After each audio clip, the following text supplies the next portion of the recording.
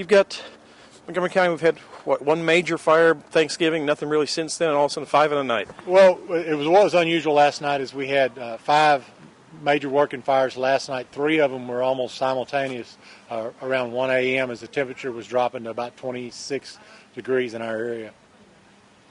What about causes, and what are you looking at some of the causes on these fires, and what are you going for, and what are you asking people to do? In a couple of the fires, we've already identified that the fires were related to chimney fires. And some of the others, such as this fire right here, we suspect that the heating unit may have played a role. The initial fire was discovered in the attic after the smoke detectors sounded and awoke the family. What chimneys? Looking at a couple of them are chimney fires. What about those? What we're seeing, the common thing to think about in the chimney fires is to make sure that when you go to bed, make sure that you don't leave your fire going overnight. Monitor your fire. If possible, you need to clean your chimney regularly, at least through every cord of firewood that you burn.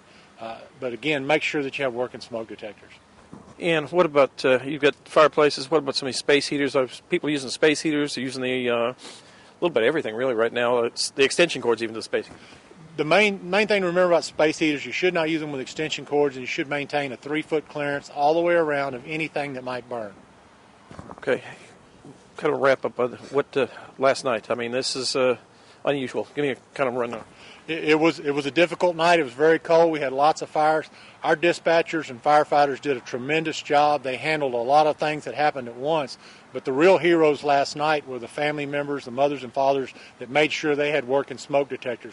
We know that made a difference in at least 2 of these fires last night.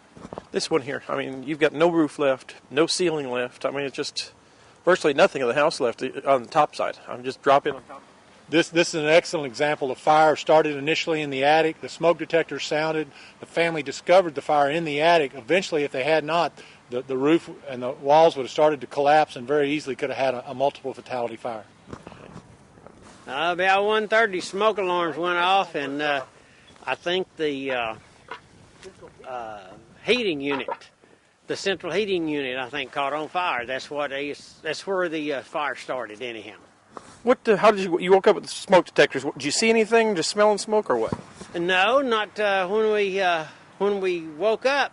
The smoke detectors were going off, and we thought it was a burglar alarm first. And so anyhow, we got up, and it was dark, and we could see where you pull the stairway down to go up into the attic. We saw red around it, and my wife said, "Oh my God, our house is on fire!" And so we called the 911, and luckily the volunteer firemen, they got here quick as they could. What about till you got disconnected during the call too, didn't you? Yes, sir. But that's a cell phone up here, bad reception. Well, you've been working on this house for a while. I mean, this house used to be this house has been up here a while, but you pretty much remodeled it, didn't you? Yes, sir. 3 years ago, my wife made it our dream.